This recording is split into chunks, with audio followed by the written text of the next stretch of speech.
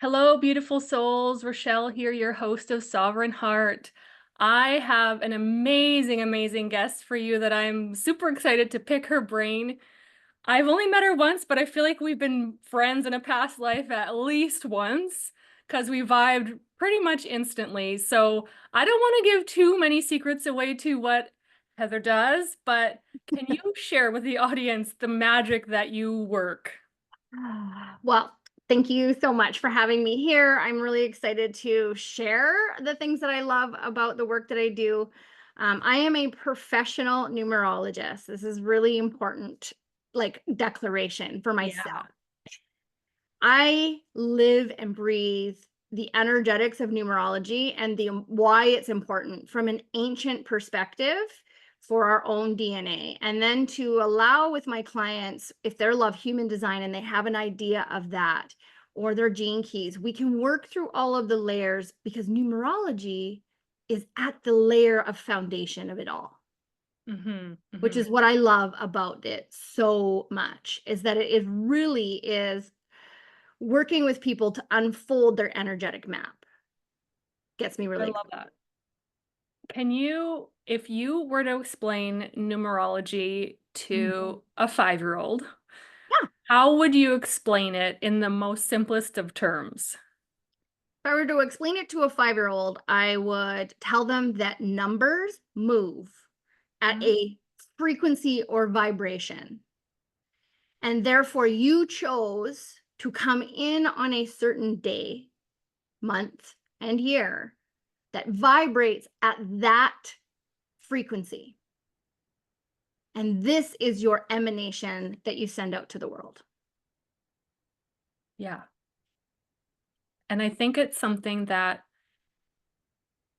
I've seen kind of like, what's your year that you're in, or what, like, and what's your life path number and things like that. And it's very like we get a bookmark that says that cute little generic thing. How is your work different than just the basics that we could pick up in a book or on a little card? You could absolutely go to Chat GPT today if you really wanted to, and you could plug in all the numbers and ask him to add it up to down to your and find your life, and it would. Yeah. Absolutely. The information is all around. Now, there's a couple of different thought processes around numerology. So there are some of those that practice numerology from a life path 1 through 9 perspective, or a lot of my colleagues and fellow like numerologists that I've trained with over the years. We've been training under the Pythagorean numerological system, which is believes in a ruling number, but it's 2 through 11. And the Hmm. reason why that's so different is that we have collective numbers and they're all 1 through 9. Everything else that once you hit a double digit, you can get it down to either 1 through 9. But when it comes to that life path, that actual signature that you move with, I actually feel my own belief system is that the Pythagorean is a lot more accurate to our like actual signature that we're going through, because we all live in sort of like energetic planes, if for to say the least. So we have a physical energetic plane, we have an emotional, a mental, and then we have a spiritual energetic plane. And Mm-hmm. some of us are born as ruling 11s or ruling 10s. We're already kind of in that spiritual plane, but we are tethered because we have that 1 or that 2, because the 11 can break down into the 2. That's also a part of our signature. Okay, okay, okay. Now I'm really, really curious. Okay. Yeah. So if I'm hearing you correctly, the higher the number, that's more on the spiritual plane. Does that mean that there are other numbers for the mental, emotional, physical? Is that what I heard? Yes. So in your physical plane, there's 1, 4, and 7. Oh. And then in your emotional plane, you carry numbers like 2, 5, and 8. So you are a ruling 8, Oh, right? okay. And so you are already in that emotional place. So you're like worked with emotions. You understood that they were meant to be there, but maybe as a youth, a younger person, you saw your emotions as either great strengths or great weaknesses. There's like big dichotomy. Right? Mm-hmm. So a ruling 8 would have this energetics like the beauty and the beast, right? It's real big duality. Yeah. Yeah. Yeah. Well, Aquarius with the Virgo moon. So there's like a severe desire to avoid, yet a hypersensitivity to emotions. And I don't know if I've shared this on the podcast yet, but when I learned my human design, it made me actually feel really validated in how sensitive I was physically to emotions. Because Mm, that solar plexus center, though I'm not an emotional authority, I have no definition in that center, which means like I'm the definition of an empath. And I right. was like, no wonder when people were in their feelings, I would run and hide. But then, like you said, like what we do with that is we get scared of our feelings. And so much of my life I disassociated from my emotions because I was praised for being practical and helpful and logical. And Right. so I stepped into that role very much growing up. And yeah, I have definitely embraced my, what do they call it, soft girl era. And my partner would tell me I cry all the time now. And I'm like, I can't watch that movie. It's too much Yep. emotion. I'm just like, yeah, just more in my heart space now, thankfully, that I've embraced Mm, those parts of myself, which yes. take And practice. totally takes practice. And think about like the eight, if turned on the side, Mm, is the infinity sign. And so yeah. you're like anyone who carries that, it has this infinite amount of energy that they can pretty much go. Like they're like, oh my goodness, like I can keep going and I can just keep going. And it is because it's a closed energetic loop.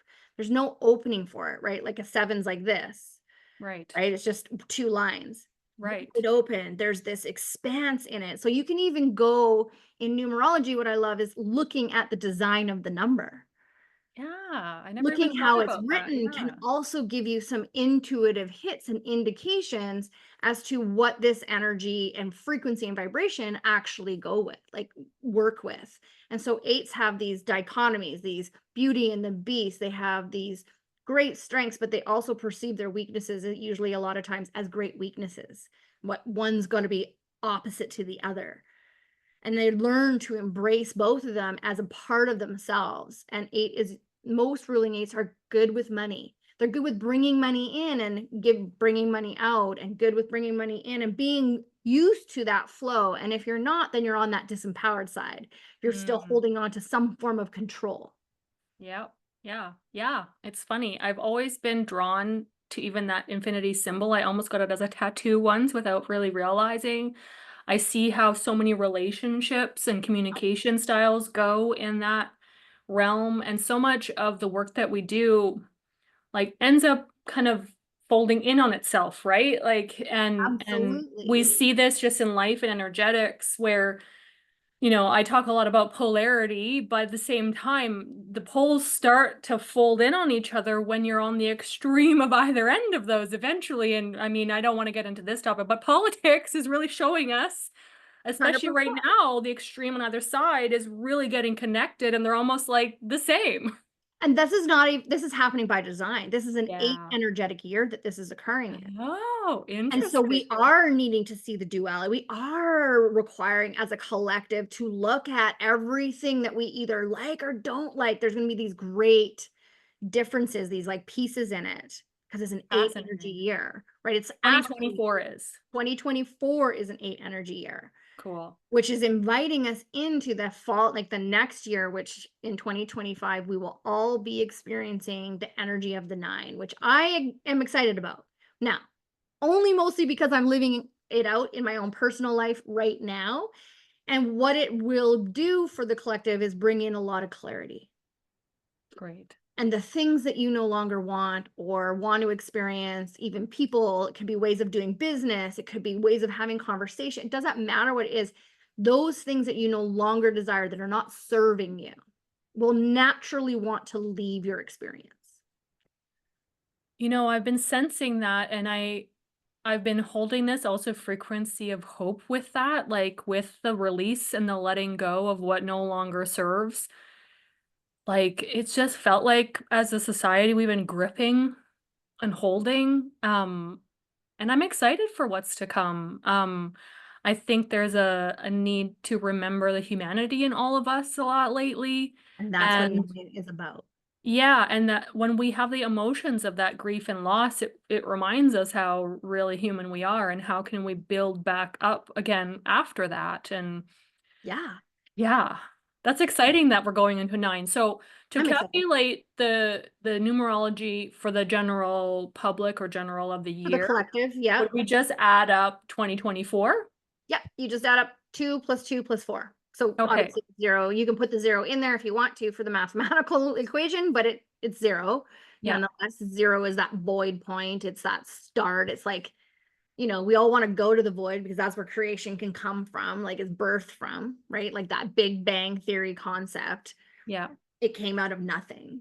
And that's where like the 10, those that carry the ruling 10, have this grand dichotomy of, it's about me, but Mhm. also there's this like great void that I get to experiment with. And so their ultimate goal is do things that make me happy. Yeah. Because if I don't do things that make me happy, then I'm on that lesser side of that number and I'm just surviving versus thriving. And Right. that's what I love about numerology. For me, it really helped me in my parenting. How so? So once I undiscovered stuff about myself, and then I would sit down and I did my kids' numbers, and I was like, okay, I've got like a very mental family. So 3, 6, and 9 live in the mental plane. And so we Ah. all know the power. If we've like done any type of research or anything, Tesla loved 3, 6, and 9, right? The Mhm. power in the 3, 6, and the 9. And it's all because of the mental creative energy that it wants to birth out. And so I have a ruling 3 daughter, ruling 6 son, and then my husband is like the 10. And I'm all the way down here at a 7 in the physical plane. So different. It's which is so different. Like I see life, I experience life more physically, and they tend to experience life a lot more through the mental place. And my husband is just out here to have happy and be happy. Is your husband a generator as well? Because that would be He epic. is a manifesting generator. Yeah, yeah. Fun, joy, yay. And he just wants to do, and he creates and he builds and he makes, and it's fascinating to watch. My son is a generator, and then Mhm. my daughter is the projector of the family. Ah, yeah. Poor girl. Yeah. He's in a home with a lot of energy and a lot of movement. Yeah. And it was actually finding, like looking at her numerology, I can now see that like projector piece. But it Yeah. wasn't until I learned that prop that I really could see it in the chart. Yeah. Now, when I'm talking about like the chart that I look at is the other numerological system that is and always will have my heart.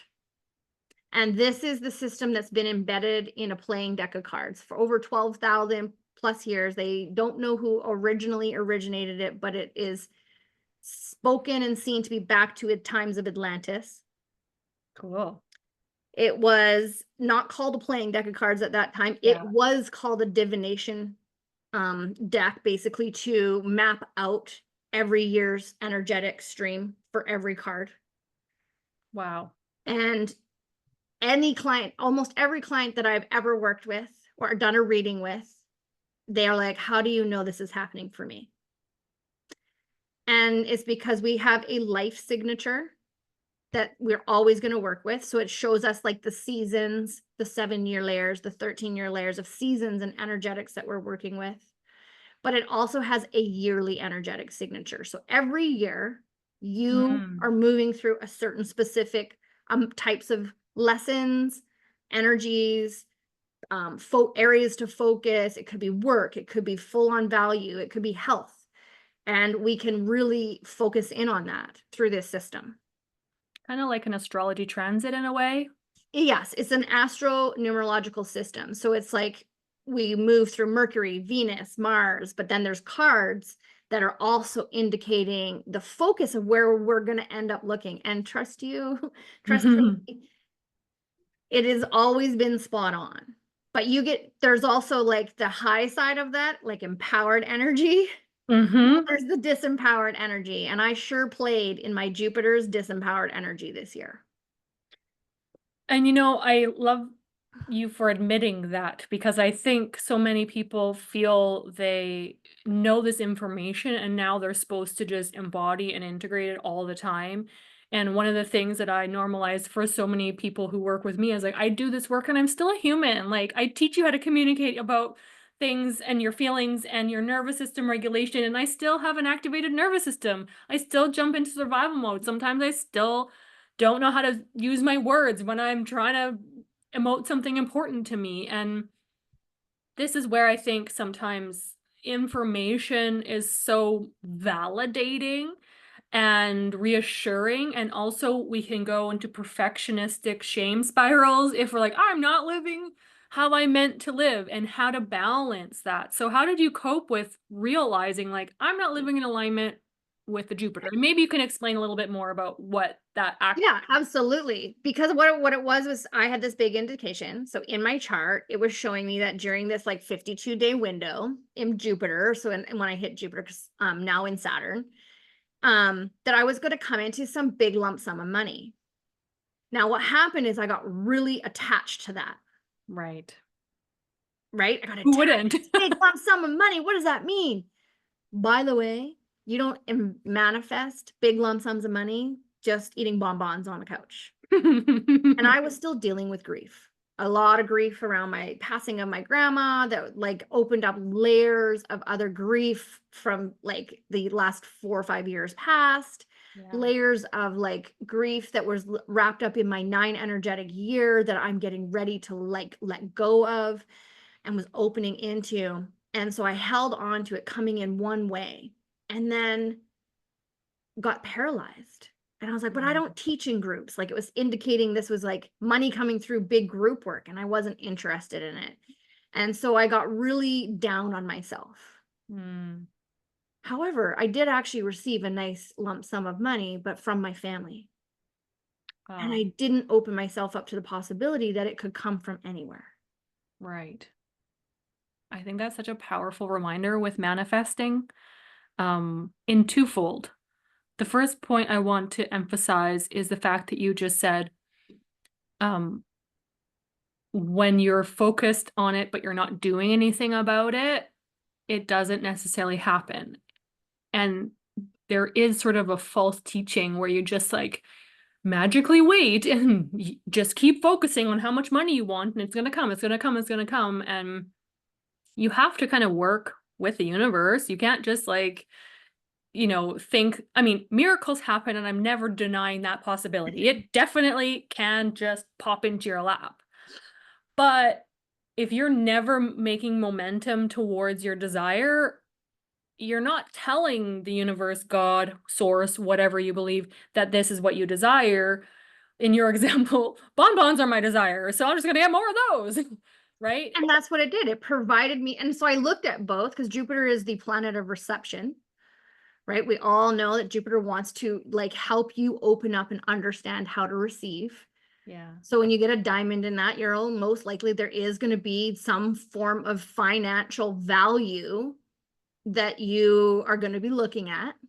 And how do you want to receive that? So, and for me, it was just really opening hard because it was actually a card that's also in my chart. It's my Mars card. It was my planetary ruler card. Like it was everything I didn't want to deal with this year. Mm. Mm-hmm. And And there it is.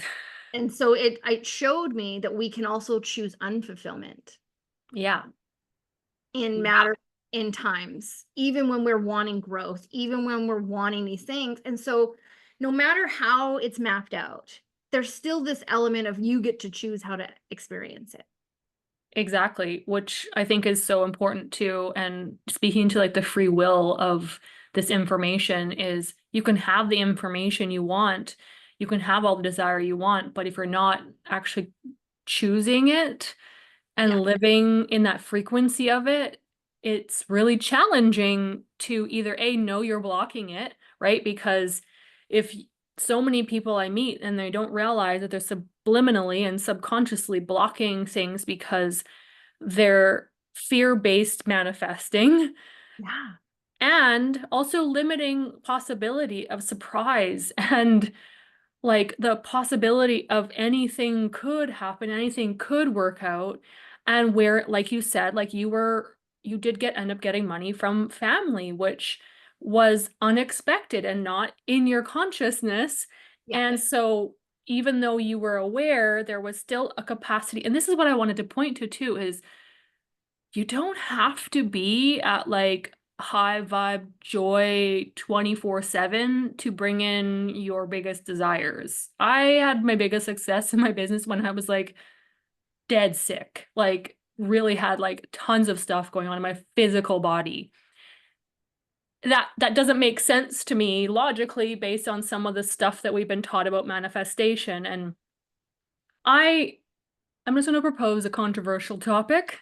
But I don't know if I love that visualization of scale of emotions because I do get that there's a desire and a need to measure things, but I don't know if it's healthy for someone who chronically is in critical mode and goes to self-shame to hear that when you're not at a level of love and joy that you're lacking in some sort of way. And I think everyone has a capacity, and this is a complexity of the human experience, is you can be in grief and still also have moments of joy in life, and you can be in grief and still be successful in your business. You can be unwell and still thrive in other areas. And this is where, again, we can limit ourselves and go down that rabbit hole and shame ourselves from not being at a certain love and light frequency, or we can trust that there's a baseline frequency that comes from someone who is living on mission, who knows, like their heart's in the right place, just they're having like a bad year, or it's just not the greatest month. And Or doesn't, it could be a bad season, yeah, right? It can just be that we're in that cycle, or we're not meant every year to have these affluently financial rich times. There is that actually indicated in a lot of our charts. yeah. It's indicated in even my own like learning when I looked at it, and I'm not really supposed to technically understand finances until I'm in my 50s. Hmm. Where did you find that out in your chart? How does someone figure that out? So you would have to look at like it's my season. So my season number 4 is where I really start to come into and I'm in a season, my 3rd season in the Pythagorean system. And by my 4th season, I'm really supposed to come into my own. I'm really supposed to own it. I'll start having fun. Mm. And I was like, well, I'm not going to wait till then. I want to wait to just have fun then. Wait, is the season in alignment with when you turn 50? It's in alignment where when I turn 54. So it's connected to human, because Heather is a 6'2", by the way, in human design, just like me. And we just life starts to take off when we get into our 50s and onwards. So Yeah. So that is like, that is 100%. So that's where, this is where I love these systems, wow, is that you can, cool. I'm sure when we do our readings with each other, we'll dive into those really cool pieces. We'll start to see the layers. And that's what tells me none of this is separate. Yeah. And I think for a really long time, even in my own self, human design started coming out and I was like hearing about it and I was hearing about it and I was hearing about it. And I was like, hey, what about numerology? No one's talking about this the same way. Hmm. And you know what? That's okay. This is ancient, like ancient system information that it's just coming out of like secret sex and like, where it's been hidden Yeah. from the public. And human design was it like basically designed in the 1980s. Yeah. And so it's newer and it's fresher, but it is linked to all of it. The I Ching, astrology, I'm pretty sure numerology is 100% Well, Kabbalah, which Kabbalah. Yeah, numerology is very intertwined with Kabbalah and the exactly. tree of life. And so it's all connected. And It's I think, all, which I love. And so, yeah, go yeah, ahead. so where I was going with that is that that's where this human design, and I find the card system, whereas human design is giving you bigger your signature, right? Yeah. Like this is how you take, this is where you can eat, this is where you should probably live, maybe this is how you would design your house, these kinds of aspects. We can do that in numerology. But with this card system, every year you're moving through like life lessons or your energetic, like I can look at your whole year and go, okay, well, you want to launch a program. I can say, well, this actually time will be best for you. Your number, the energy is supporting your whole body, your whole self. It's not going to, you're not going to feel depleted, right? We can look at it. Is it an outwardly expressed year? So it's more red, or is it more inward introspective year when it's a black year? So that means like you're getting all the club cards or all the spade cards are showing up. So they're really asking you to look internally at your internal systems and things that you set up so that you can then go to the next level. So it would be very valuable for you to book a reading with Heather Ruth in the beginning of 2025 to set up your business for success if you didn't catch that. Yes, because we can look at the whole year and we can look at your specific year, and you can actually, even cool enough, if you know the year that your business was established, when you really started to like pour into it, not the first thought of your business, the first time you really started to actively work with it, because now it's an entity. You Mhm. can then look at the signature that your business holds. Cool. Yeah, something that someone told me, an astrologer, I think, said this, where she's like, successful people have an astrologer and or a numerologer in their back pocket at all times because that's like the secret sauce to success. And this is my conspiracy mind, but I do think that some of these ancient modalities were hidden from the masses so that there was more separation from That's the, not conspiracy. well, obviously it's not, but it's like ancient rituals are hidden and only certain people are included in this information. I mean, we can go with religion. That was like a big component too, where only like male priests were allowed to learn how to read and then they would tell you like all Right. these Well, things that maybe isn't true, but hey, we're but you debating can go on them. into the Bible and you can look and you can see numerology played a role. The numbers are not just randomly selected there. That's not what happened. It's absolutely written out in a map. Um, you can guarantee that kings and queens always had mystics on their Mhm. sides. Tarot readers, if it wasn't tarot, it was numerology. The likelihood it was the playing deck of cards, Yeah. because it is like linked to the original like numerological deck, right? So 52 cards indicating 52 weeks of the year. So we Yeah. already know that it's playing out. It's got the four suits, which is four seasons. We already know that that's kind of playing out in the world. There's the clubs represent mental energetics, communication, knowledge, the obtaining of that. Then you've got the hearts, which is all about the emotional plane, relationships, connection. How do you like work in that area? And then the diamonds are really about value. So finances, wealth, but also what you value and how you value yourself. I take it into that personal realm with my clients on a totally like, what do you value? Like, let's look Mhm. at that, especially for diamonds. Like, you should be very clear on the things you value and also how you're valuing you, because Yeah. that will actually play out in your business, Yep. right? I'm a six of diamonds, just for Yes, those you that are. provide context. I And so don't am know I. what the six means, but I would love for you to elaborate on this, how the numbers are connected to the suits. Yeah, okay. So each of the so the really, really cool part is that you got all your aces. Your aces tend to really be indicative of self, right? It's really wanting to be like self-knowledge, self-awareness, these kinds of pieces. And so the clubs would be about obtaining something new, some new knowledge. You're always kind of bringing new streams in. I Mm-hmm. have a really great friend who's an astrologer, and she can remember information from the first time she ingests it. Ugh, Like it's spectacular and just new. Like she very might have cool. just learned it and it's just there, right? So they're really good at obtaining those new streams of information and knowledge and then reiterating it and communicating it back out. So then so those are the aces, right? They're really about self. The ace of diamonds is about self-value. Right. How am I valuing myself? And the ace of hearts is self-worth. Is there a level of worth that's happening here for me? Mm-hmm. And then the ace of spades is really the quintessential transformation and rebirth. Like it is like whoever holds that, they're constantly rebirthing into new versions of themselves. They have a deeper potential spiritual connection. And it's just like this reiteration that they're always going through Wow. around the So, self.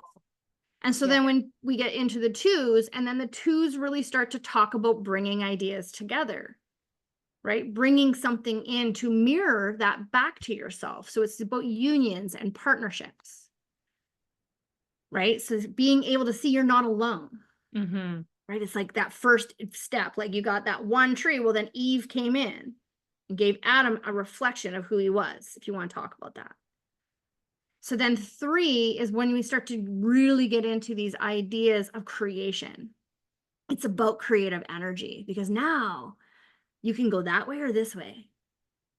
Which way do I choose? And so a lot of times with people that carry any type of 3 cards, worry or indecision plays a big role in their life. Mm-hmm. Because which way do I choose? Right. What am I choosing to create here? Right. So it becomes that really having to know that it's okay to go that way and choose that direction, because you always can come back to center.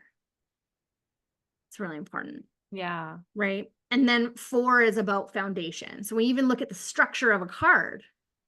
So I challenge people, pick up your playing deck of cards and just pull out a card and look at the structure and how it's laid out. What does that indicate to you? So 4s are really about foundation. They're that leadership card too. Like they're really like a big leadership card and about foundation. So it's like you can't have a chair other than a stool that doesn't have 4 legs. Mm-hmm. This is not very comfortable to sit on when one of the legs is Yeah. wobbly. And so when Yeah. 4s for me, whenever they show up, I always look at like what of my pillars might be wobbly. Like what is the foundation? What is my foundation looking like? I'm Mm. just like, these are like high level kind of aspects. The other piece was when you get into things like the 5s, and 4s are about integrity. Because if you aren't solid in your own foundation, your integrity really needs to be shored up. Because Yeah. integrity is about having a solid understanding of who we are Mm-hmm. and operating from that frequency. And then 5s, well, they like change, evolution. They don't like to sit still. They're really about that freedom point, no matter how you want to look at that. And they're always change and choice. That's freedom. If I have Mm. opportunity to make choices, I get to make changes, then that's freedom for me. Then that feels good. And I'm always in an I'm evolving all the time. Cool. Yeah. And then we get into our lovely 6s. 6s are all about realignment. Always calling people back in. Are you aligned? Are you realigned? It's like, look, for me, have always loved the analogy of the 6 linked to the analogy of the river. Because 6s know where they're headed. They have a sure idea that they're also already a part of the ocean. Now they just got to find their path. And sometimes they get sucked up against one side of the bank or the other side of the bank, but getting back into realignment, getting back into the flow is what a 6 is really going to call you for. It's a very karmic number. You're going to learn a lesson if 6s show up. You're usually going to figure out your purpose, your value. The diamonds are really here to help people understand what their value is in every situation. Right? So you work with people in that like therapy sort of realm, and you want them to know the value of the tools that you're providing them. Yeah. I also want them to know how valuable they are on this planet. It's like Exactly. literally what I empower women to find their unique alignment so Exactly. that they feel their own, I don't know, it just feels so good to find your center. And then you can go forward on mission. Yeah. Yeah. And then we get to 7, and 7 is initiating you to trust. Like I said in the earlier part, it's like 2 lines, and there's so much vacancy around it. Mm. Right? We climb all the way up, we walk along the edge of the 7, we're standing at that precipice. It's like standing on the edge of the cliff. Can I trust what I do not see? Can I trust what I just can feel and experience? Because it's a physical, energetic, but it's also a very spiritual number. And so it's going to bring you in a spiritual lesson, as trust does. Yeah. Right? Trust and spirituality, I think, are really connected. Yeah. Because we can't really have a true spiritual practice if we're not willing to trust things that we just can't understand or can't see yet. Mm-hmm. And so 7 is saying, okay, you're coming into this. And then the 8s in the deck are all about intention, right? That flow of intention. What am I working for? What am I valuing? What's the intention around this that I'm producing, or the work that I want to bring out into the world? So it really is calling you into these strength points, these intention points. Because when we know our intention, then we know we can level up. Yeah. We know we can we can stay in momentum. And then, of course, the 9s are all about releasing of expectations. And then we get into things like the Jack, the Queen, and the King, which are just higher levels, amplify. We got the 10, which is all about fulfillment and opportunity. Right? That's what 10s want in. It's like, I just want to feel good, right? I feel my value. I feel good. It's like 10 of hearts. Like, actually, the people that I know that are 10 of hearts, and they're like, I want attention. Well, yeah, that's because that's fulfilling for you. Feeling that like love. It's like I heard one teenager tell me she was like an attention whore. She carries this card of the 10 of hearts. And I said, yeah, because that's your worth. You see your worth in groups of people when you are like feeling like you matter. And if we didn't know this, we would judge that as something is wrong because you're seeking validation when it's actually not wrong for that person at all. Exactly. It's part of their signature. That is how they operate. It's what they require to board and see their light. And then Jacks, I love Jacks. They're all about like responsibility, but they're also an initiatory energetics. So they're like the teenager of the bunch, right? They're going to ask questions. They're always going to be curious, but they're willing to, like, are you going to take responsibility for yourself? You had fun over here in the 10. The Jack is like, are you going to own it? It's going to initiate you to this next level, because if you want to own it, you have to learn then to nurture it, which is what the Queens bring in. That nurturing environment, that very loving way of compassion, right? That like thinking about really beautiful queens in the world. Now, I'm not saying that they can't be bad, because there's always high energy and low energy, or dark and light, all the things, but really looking at queens that you admire, even princesses. What were they about? They were giving. They were like always nurturing their people. They had compassion for those that were less fortunate. That was the true essence of that. And then we get into Kings, and Kings are all about mastery. Dedication. I'm dedicated to that which I communicate with, the knowledge that I'm spewing, the spirituality that I'm bringing in. But they can also be on the opposite side, tyrant. So you gotta be really careful in those energies. Am I dedicated, if I'm the King of Hearts, to loving myself? Wholeheartedly, with no conditions. Because if I put conditions on how I love myself, then I'm probably putting conditions on other people loving me and me loving them. I'm really paying attention to those nuances. So if I'm understanding you correctly, it's possible to have a bunch of these frequencies in your chart when you align it with the planets and your birth chart, right? So, just like a birth chart, you can't just walk into a room and say, I'm an Aquarius. And like, you can get a vibe for someone, but it doesn't paint the full picture. And I think this is where the complexity about numerology and getting the reading is so important, because without the knowledge, you were supposed to connect the dots yourself. And it's just like, why not just get someone to explain it for you? So yeah, I mean, you can get all the books. Sure, and study and do the things, and that's years of work.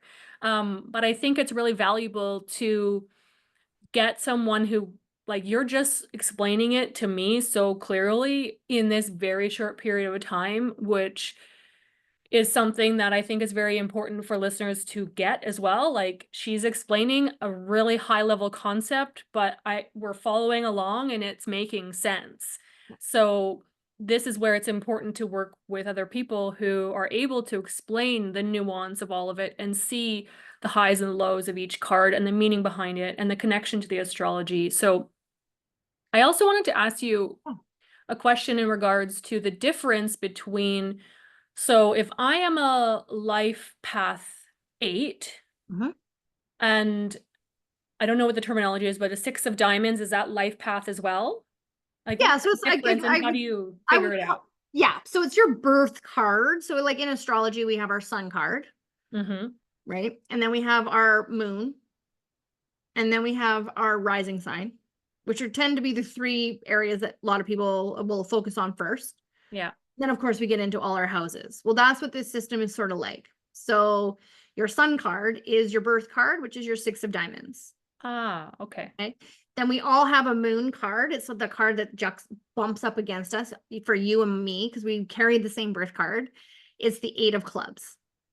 That's our moon card. That person that carries that, any person that we ever meet that's an eight of clubs, they just kind of love you. They don't maybe not understand why they just love you, but they want to give to you, right? They want to be in your presence. There's this like beautiful sun and moon relationship.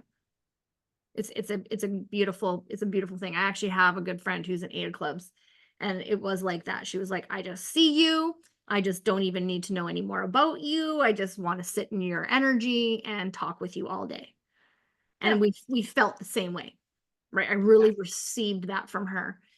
And then our rising sign, I would say, is probably linked more to our like planetary ruler card. So we have this like other underlying energy that we could be working in, which is what would make you a little bit different from me carrying Hmm. the same six of diamonds birth card. Yeah. Want to find those nuances that will show that differentiation. Otherwise, we would all look the same, Exactly. right? Yeah. And so, like my really good friend who's a six of diamonds, another numerologist, she's a Scorpio and she carries all these other traits, which is what shows us the difference of who we are. Yeah. Right? There's all those layers. It's like really looking at it from that place of Yeah. like life is like an onion, like Shrek said years ago on cartoons, and it's Hmm. not untrue. Exactly. And I think this is why um I really again want to emphasize discernment in who you are seeking for this information because there's a lot of generic information out online. And the person that you seek, I'm just going to say, toot my own horn for human design because I see the whole map and I look at the aspects, not just like the defined head does this. It's understanding that that also is the whole human and how are you connecting the dots together. And the essence, like you said, of a six of diamonds that's a Scorpio is going to be different than the essence of a six of diamonds who's an Aries. This is where it can get really, really layered, which is why it's so important to work with a professional. Unless you want to spend years studying, like by all means go for it. But it's so deep. And I still, like I've been studying human design for many, many years, and I find I still unravel layers sometimes. And I'm like, wow, that is really fascinating. And that never clicked until today. And I'm sure you can say the same thing when you're doing Always. a reading for someone and you're like, whoa, this all of a sudden like clicked. Yeah, And now I have a new awareness about the meaning behind this card and how it can kind of show up. absolutely. And I highly recommend people, if you buy the books, great. Or you go and you do one of those like quick numerology life path, it's going to give you some pretty generic information. It's the same as like reading your horoscopes in the newspaper, right? You Yeah. might resonate with one or two words, but if you really want to understand yourself, it's like that multiple layer. It's like that whole life version. That's what working with a professional is like. Hmm. Is to get, it's like you wouldn't go to, it's like if all your doctors could be under one roof, that would be awesome, Yeah. right? Because they get a whole perspective of who you are.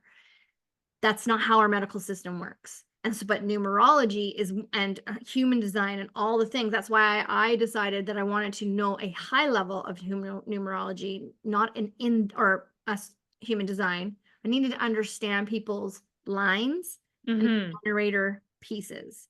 And then from there, if they want to know more about their human design, I send them to a practitioner. But Yeah. at least I can point out some really key things in their numerology that might align with their recognition with the human design. Yeah. That's why I love this. It's so like interconnected too. Yeah. And I think the more and more we realize like we like to separate so many components of life and modalities and it's kind of circling back to what you said where it's like it's almost like just a different language but we're saying the same thing like in many ways. And Well, also just like in certain languages they have certain like Greek has like what, 10 words for love, whereas in English we don't. So to understand love, you might want to talk to a Greek person to help you define what that word means, because Yeah. they have another layer of knowledge based on how they learned to live and love life. And Yeah. yet at the same time, how cool is it that we can communicate in a way that there is a shared language and there is kind of a Right. oneness in all of it, really, at the end of the day. 100%. Well, and that's what I love about these systems is they're really driving us back to that awakening point within ourselves that we are connected, that we are one, that we're not just out here by ourselves like this random surfing planet through this galaxy of stars. Like there is some more out there that we don't quite understand. Mhm. Numerology and sacred geometry are the way that the universe communicates. The universe does not communicate in words. It's not sending you diatribes. It's the same thing that I've always said to my clients. When you're meditating and you hear one word or what, that's your soul talking to you. Yeah. But if you start to hear a sentence, that is your ego. That is your mind and your ego coming into play to make it correct in that moment for you. Yes. And so it's color, Exactly. it's vibration, it's music, it's the universe absolutely operates from those places. Every sound bowl has a letter or a note attached to it. Yep. All of that is connected to that numerological information. And for those who are listening who maybe have a similar upbringing to me or was very sheltered from this concept, with the thought around it that they were protecting me from some sort of evil because that's the conditioning. Here is what I want to say to that. If we zoom out from a big picture perspective, we are conditioned as souls on this planet to forget. And there's a point in life when we realize we're starting to remember again. And there are fundamental things, like you said, like music was always something that I went to growing up. Always. It was like when I was down, when I was up, it was always through the sound of music. It's why, which is also a great movie, which moved me in many ways. But it's why even going into church growing up, like it was like the music had the impact. The words were kind of just words to me, which again, I'm like human perspective Yeah. giving me what I should do with my life when really at the end of the day, what it helped me kind of understand was um how to find my own voice in all of that and where do I fit in all of that and realizing that sometimes we've been conditioned to be scared of things and we need to look at our own kind of feelings when we experience something. A lot of what we've been told as something to avoid is likely from some sort of historical component wanting to keep us small, wanting to keep us not really in our power, not wanting us to remember our own inherent divinity and our own capacity for self-responsibility and sovereignty, which is why we're here talking. It's like you're living in alignment with making sovereign choices, and that was not allowed. Even honestly, even today, we're still stuck under a system that doesn't allow us to make sovereign choices. Yep. And 100%. even though this stuff is more public and more common nowadays, I think there's still a lot of people that don't understand the power in a positive way, that it's nothing to be afraid of.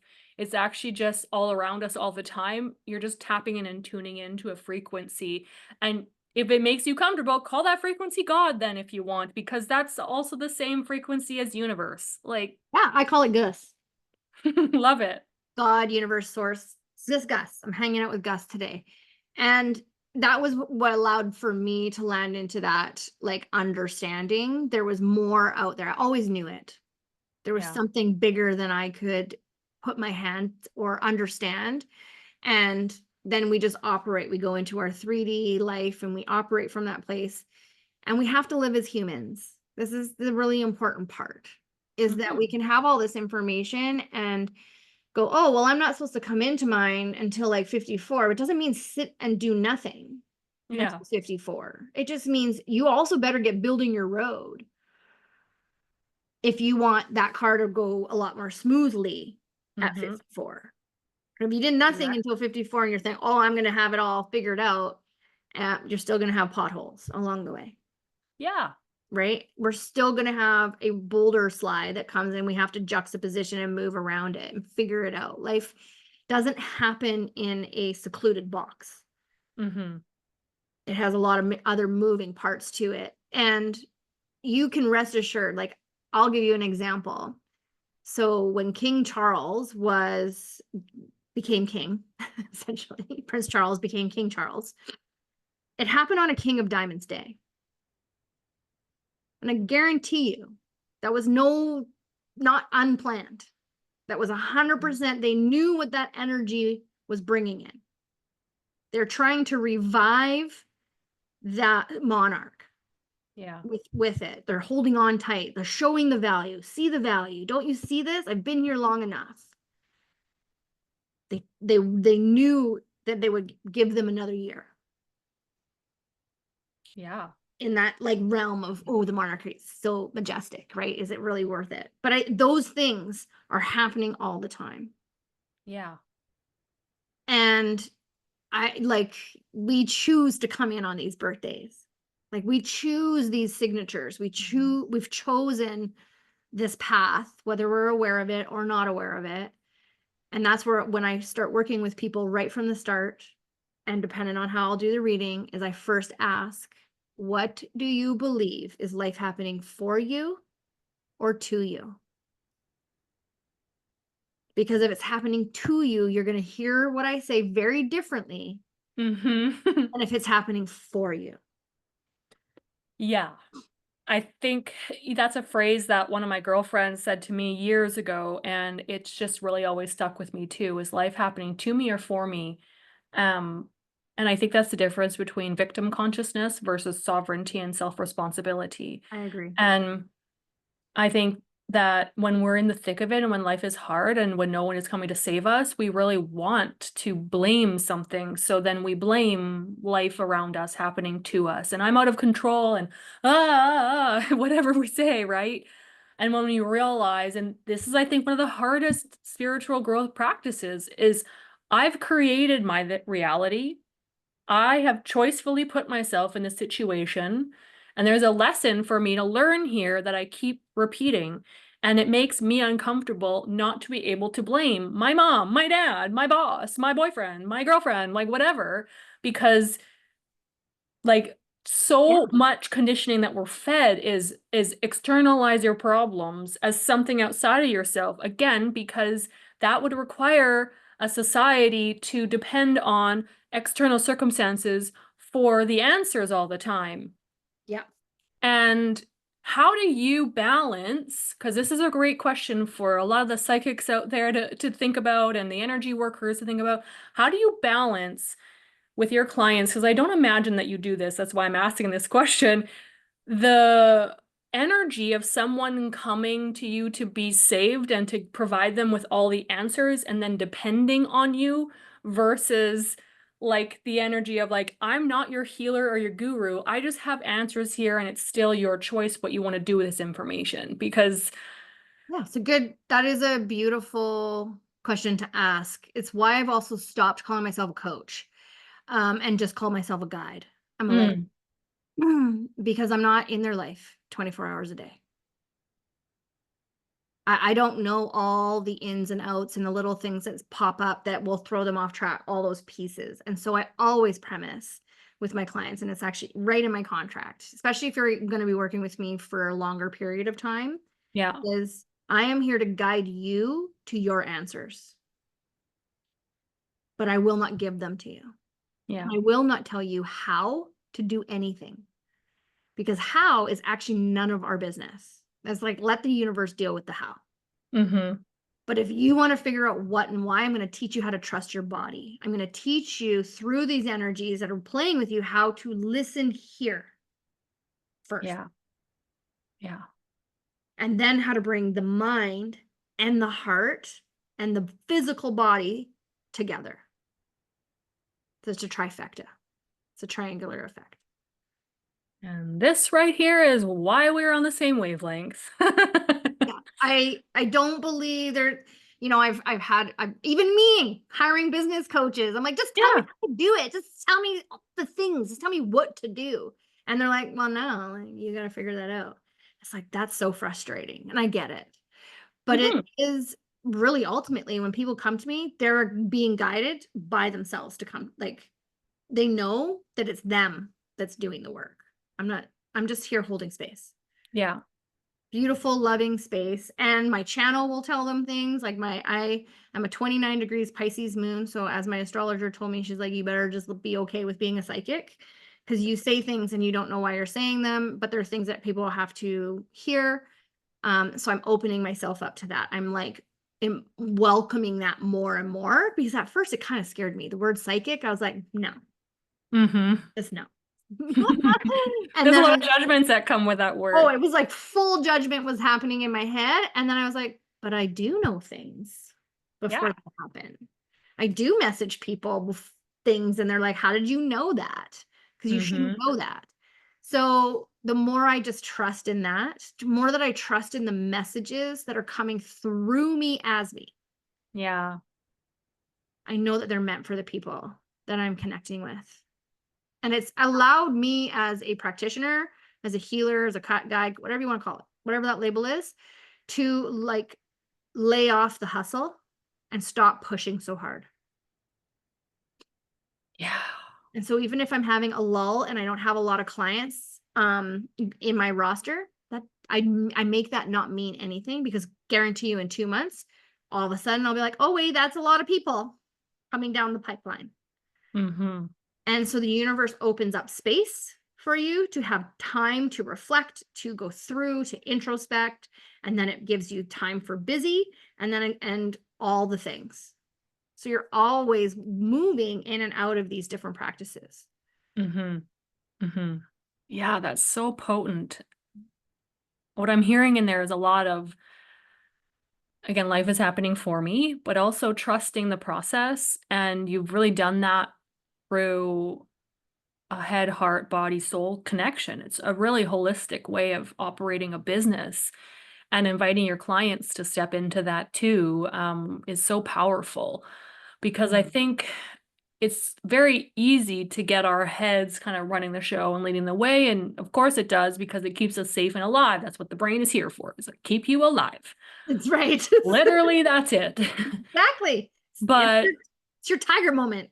yeah, it's like, hi, I'm going to base all my decisions on past experiences. So you never move forward in doing something new. I'm just going to keep you safe and in your comfort zone because that's what I'm here to do. And pushing through that, I'm curious and I want to pick your brain about how did you trust that when the dips happen, when the lulls happen? Because I think that's such a common theme for entrepreneurs and service providers. And it so quickly goes into either hyper vigilantly wanting to do all the spiritual practices to make sure that you're manifesting, da, da, da, da, or like the other hypervigilance of like, must promote, put the sale on, da da da da da da da da. And how do you sit in that? It's uncomfortable. Sometimes it's really Yeah. uncomfortable. It shows you where you live in lack. Mm-hmm. The dips do. So it really, that's what I look at is like, oh, what's the lesson here for me on this one? So an example, I had a client, she wanted to, for her own financial economics, needed to cut back on sessions. So we like cut back on, what her investment was, which is totally fine.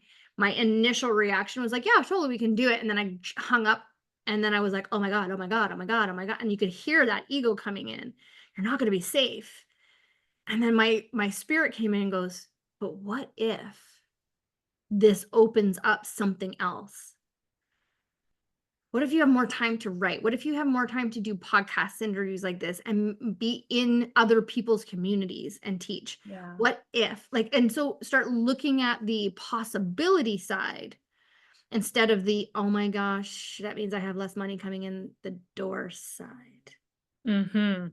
It's not all about I was just talking about this to my co-business visionary. I was saying to her, I was like, I just had an epiphany that my success is not measured on my bank account, which sound No. I always knew that, but I just like had to verbalize that. Like my success is based on like how I feel in supporting other people stepping up into their level of success. But yet we're so deeply like again, I just keep saying conditioned to Because it is. see like money is a measure of success. But is that? Like, where did you learn that? Why do you believe that? And is something missing if you aren't having clients? Like you said, like you could focus on, okay, I lost something, so now I'm going to grieve that and sit back and be in that lack, lack, lack. But I love that you put that into, well, now I can create podcasts and now I can do this and now I can do this and now I can do this. And that shifts that frequency immediately. And I realized for myself too, I was like, wait a second, how lucky am I to have a full schedule, to have all these cool things that I'm making happen in my world and my business. Like, I'm not lacking anything if someone doesn't sign up for that thing or I don't have a Right. client this month. Like, I'm full in all these other areas that are like sustaining me and giving me life force energy. So, why was I thinking that the only transaction, so to speak, has to be with money? We've been born and bred into a transactional life. Yeah. Yeah. And that is just the basics of it. Everything has been a transaction up into this date, whereas we are moving into everything is a relationship and a connection Yeah. moving forward. So businesses will change. The way people do Yeah. show up will start to change. We'll see. It won't happen instantaneously, but we'll start to see it. Um, the Aquarian sort of frequency is about collaboration. It's about community. It's about, really looking at that piece. And it's also about helping you get out of the comparison wheel. Mhm. Like, just because one numerologist over here teaches and certifies does not mean that that's what I have to do. Yeah. Do I will send people to my girlfriend who teaches and certifies if people want to learn it because I'm an affiliate. Great. But I didn't want to create that Yeah. process for myself. I want to work with communities. I really, really, and right now in development, I want to bring this work to the youth, to the Mm. teens, to help them in their education. So, I'm raising two kids, so I have two teens of my own, and I've seen for a long time how our education system, for the lack thereof, or better, whatever anyone wants to believe, is not actually serving the children of this time, No. because these kids are fundamentally, like, fundamentally different than anyone born in the 1990s Oh, or born when the and school the system was 1900s. invented in the first place. Like, we're not breeding factory workers anymore. No, like, so you can see that. So that's why myself and my, like, on my other side of my numerology side of things, I've been working with Human Potential Academy to develop a youth program, because I really believe in divine timing, Yeah. in bringing numerology to these kids because they actually are interested in it. Yeah, They and I think it's probably so like when you are developing, we can get so influenced by our teachers and our guides and the other people telling us who we are.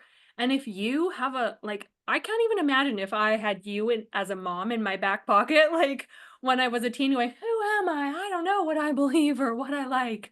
Like I, such a powerful tool of stepping more into alignment faster in a way and also just like then you're set up for success like you're going into your 20s and 30s and adulthood like already having this inner security of like well just because that person does that doesn't mean I have to do it this way. They might be a four of clubs and I'm a six of diamonds, so I'm not going to operate the same way. And this is what I love about these modalities is it separates self a little bit too, and it doesn't mean that we all have to be the same, yet we all can be so similar and still human in all of it, but we can look at people more objectively and go like, "Well, that's just correct for them. That doesn't mean it has to be me." And oh my yeah. gosh, as a teen learning that, that's huge. Yeah, I mean, yes, we want to learn math skills, and they definitely Sure. need to learn how to write and read and all those things. Yeah. And that's not what our youth program is really about. But we're going to teach people about what is self-awareness. Why is it important? And numerology can help in that. Here's a tool that can really help you become self-aware of yourself. And then why is self-acceptance important? It's so important right now for kids to accept Mhm. exactly who they are in Mhm. the bodies that they are Yeah.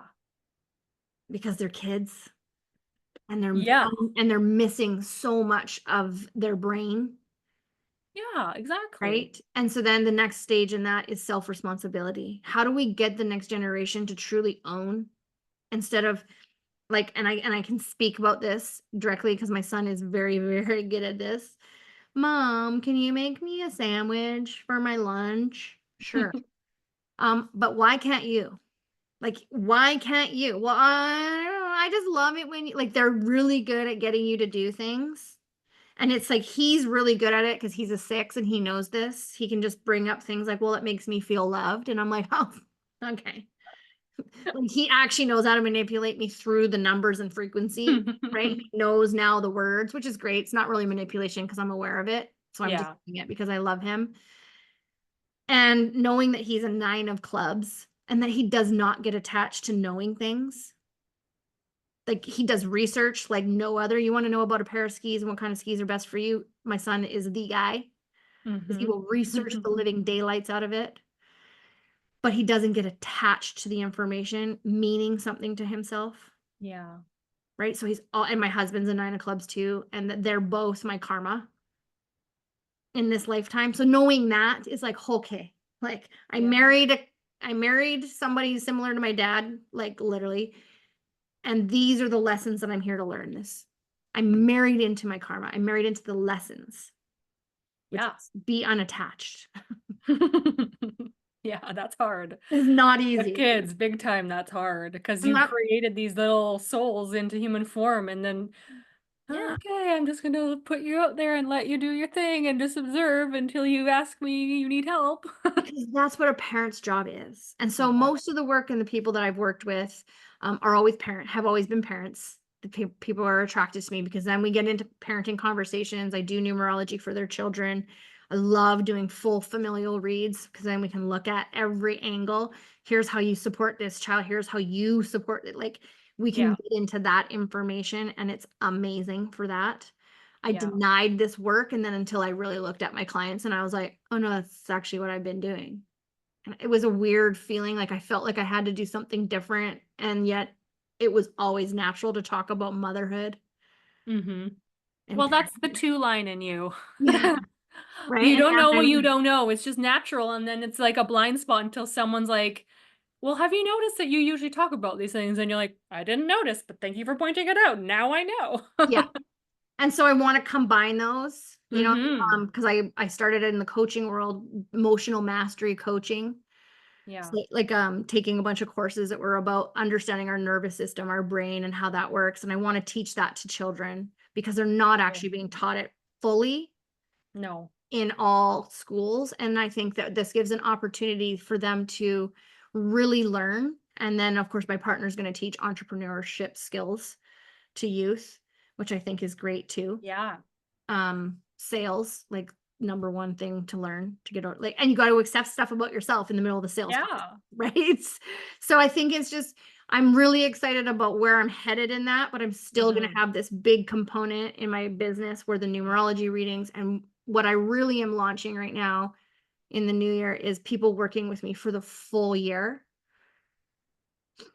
and not in a time consuming container, but a container that allows you a lot of space. We don't meet all the time, but we are going to meet and have like really in-depth conversations and planning moments. But the Mm. premise to that is because I'm going to hold my first numerological retreat in the fall of 2025. Ooh, Yeah. exciting. Yeah, your work is so necessary for the business owner, for the self-growth junkie, for and Wow. also again, human design is great for this too, is for families and children and relationships and knowing how we can better serve each other, support each other in becoming your own genius and stepping into that. And when you teach that to children at a young age, my gosh, you're just setting up all these kids for so much movement and power and success in adulthood when they understand their nervous system, emotions, and then also understand their components of their life path and the numerology. Like, chef's kiss. Like, it's so powerful. I love this because this is such a good conversation. So like my son's a club. So he's like there's an attain of knowledge for him, right? He likes to learn. He's going to be academic. I could see that right up from the get-go. My daughter is the queen of diamonds. And she is the artist. She loves to Mm. create. She's a painter. She's a drawer. Like she draws and she paints and she creates. But then I couldn't figure out why her room was always so messy. And then I started really looking into it. I was like, well, that's because she likes to see all her shit. Mm-hmm. The queen would have all of her wares displayed on Right. wherever she can access them, right? And so really started to understand, instead of getting mad at her for having her dirty room, actually going in and inviting her in. This is also that projector part. I was like, hey, Mm-hmm. would you like some assistance with like tidying up your space today? Yeah. And then she's like, oh, because otherwise she sits in overwhelm. Right. Yeah. Right. And so these are where these systems can come in and play such a crucial part. And so one of the clients I'm currently working with, she's like, we always talk about me and my daughter. I said, because that's a prominent relationship that's going on for you right now. Mm-hmm. Mm-hmm. That's what your life is about. Yeah, and children are your mirror. Like, you want to learn your karma, have a baby, and you'll see it right in front of your face every single day. 100%. And so it's like that. I just love that piece. And that's why I want to bring it into my Yeah. daughter brings her friends over. They always grab my numerology books and they start reading them. And I can hear them in the other room. They're like, oh my God, that's so Oh. true. Oh my God, that's so true. Right. And it's beautiful. And it's the same thing with astrology. It's the same thing with human design. And then like, you get that extra added layer of the gene keys if Yeah. people really want to understand other things at different levels. I love that. This isn't the most exciting podcast question, so I'll get you to share with me outside of this, but I want to put it in the show notes. What books or resources would you suggest for a beginner to maybe want to start researching this? And you don't have to know the answer to that right now, but I think Yeah. it's just good to have in the show notes for people who are curious and want to learn and might be clubs who loves learning information. Yeah. But like quite frankly, I would highly recommend this particular book. It's called Decode the Deck. Ah, A bunch of my fellow colleagues, numerologists, I'm in a mastermind with them, wrote it. It is a fantastic book written by, four very intuitive numerologists and all carry different cards. It's explained what they carry. And it's actually a great one. It's like the easiest sort of deciphering of the deck of cards. mm, There are other books you can buy, which is like the cards of destiny, of your destiny, or the love cards if you want to look at your connections and your relationships. It's a great resource too. And then Joy Kingsborough is also another person who has books out there. And she has a book about tarot and numerology. So okay. just like leading you through that. I can give you the list of some of them. Yeah, that'd be The, great. Yeah. the definite one for sure, my top one that I would recommend to anyone really wanting to kind of dive into the playing deck of cards system is that Decode the Deck. It's Cool. easily written and really well laid out. Cool. I have one final like numerology-ish question, and then I have another final wrap-up question at the end of this. So, um, the other piece that, because this question just popped in my brain, because I know it's maybe the common thread. So a lot of people will do numerology based on the year that they're in and kind of focus a lot on that. What are your thoughts on that? And how does that relate to, say, your life path, but also enacting like, you know, January 21, 2024, right? Yeah. Birthday and present year versus full birthday.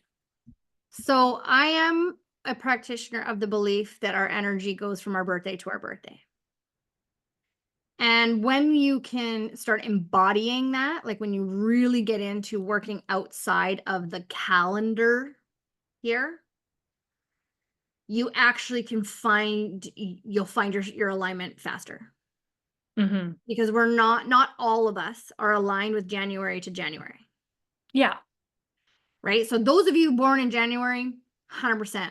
You came in, you wanted to understand the signature that worked with the current Gregorian man-made calendar, and you're set up for that success in that. So it's like you can really follow that same energetics. I'm born in April, and so I do now, my year is my April birthday at 2024. That year energetic year is all the way until my next birthday. Right.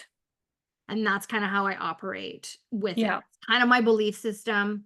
Um, I do not try to set New Year's resolutions in December because I'm not a January baby. Yeah, this is what makes so much sense to me. It's I not gave it up your new year. It's the people born January 1st. It's their new year. It's not everyone else's new because year. the actual New Year is in March. Spring, It's equinox. the equinox, spring is the mark of the new year. Yeah. Yeah. It has been. Yeah. So how would you add the flavor of knowing your life path and knowing your year that you're in? How would you combine that and kind of look at the flavor of the impact of both? Yeah, so your life path is really much more about indicative of your personality. Okay. So you're a life path 8. There's a lot of pieces. There's strengths. There's a way you see the world physically, emotionally, spiritually, mentally. So I would make sure that you understood like that, how you look at things, how you Mm-hmm. view those pieces. Then when your year energy, so let's just say you're marked with a 7-year, I would then look at what is the collective year. So it's an 8, but you are Mm-hmm. in a 7-year. So you're going to be in the momentum of really learning how to trust things this year. You're really going to have to dive in as an 8, trusting your emotions that are moving all over the time, being there to serve you, Mm-hmm. trusting the things that you're devoted to and dedicated to, that those are the things you want to move in. I'd really lean you into these places of up leveling your trust and probably ask you to or get you to figure out a spiritual routine. If you don't have one, you would want to be really doubling down in that in a 7-year, Yeah. making sure like you're really inviting in this aspects of sacredity is what I call it. I don't even know if that's a word, but I like it. And that's in a 7-year. In a 9 energetic year, I would guide people to really looking at habits that they are no longer wanting to do. Yeah. Is there a habit that you have that you've been struggling with, like really releasing? Is there a relationship that you've been really struggling with that it's just not feeling good and you don't want to show up in it all the time? And when you do, it doesn't feel great, that you can be okay with just letting be. Mm-hmm. Mm-hmm. Because in surrender and in release, there's nothing we have to do. We think that there's something we should Mm-hmm. be doing, but it really is the moment of inviting yourself into, can I just be with it? Yeah. Is the power. And Yeah. then I would look at and ultimately I would go into your full, okay, what's going on for you this year? Yeah. What are you got going on in your Mercury period, which is like you start that in your birthday? What do we got going on in Venus? Venus is going to talk a lot about relationships. Here's the energy that you're playing with. What's your lifetime energy? I would look at your seasons. Like there's just the layer maps that can occur. Mm-hmm. I create a really beautiful PDF document that you want to print off and keep by you. I've been working with ChatGPT to create images that provoke you into, like, just looking at the image inspires you to embody more of that Amazing. essence and energy. And Yeah. so a reading with me is an hour sure on the computer. It's another 30 days after it. So like as you get a lot of information and you're going to have questions. So I know like the container doesn't just close Mm. end of the hour. Mm-hmm. You have access to me for 30 days, I love that. right? So that you can ask any questions. If you need another phone call, we can dive into something really quickly. Yeah. And then you get the PDF form. And what I'm really wanting to pull people into is this year-long container that as you Mm-hmm. get a reading, But then every 52 days, we're going to meet and we're going to talk just before or just after you've transited from Mercury to Venus. And we're going to make sure there's an action plan. And we're going to make sure that there's things that you're keenly focusing on. If it's business, if it's relationship, whatever that is heightened for you in that year, we're going to make sure that you have a roadmap. Yeah. Yeah. Yeah. And this is so juicy and enlightening and enriching. And I I know that the listeners will have as much excitement about this topic as I have. So it's been such a pleasure to have you here just sharing your wealth of knowledge. And I'm sure we could easily do another episode of just even focusing on like one tiny aspect and talk for an hour just focusing on that.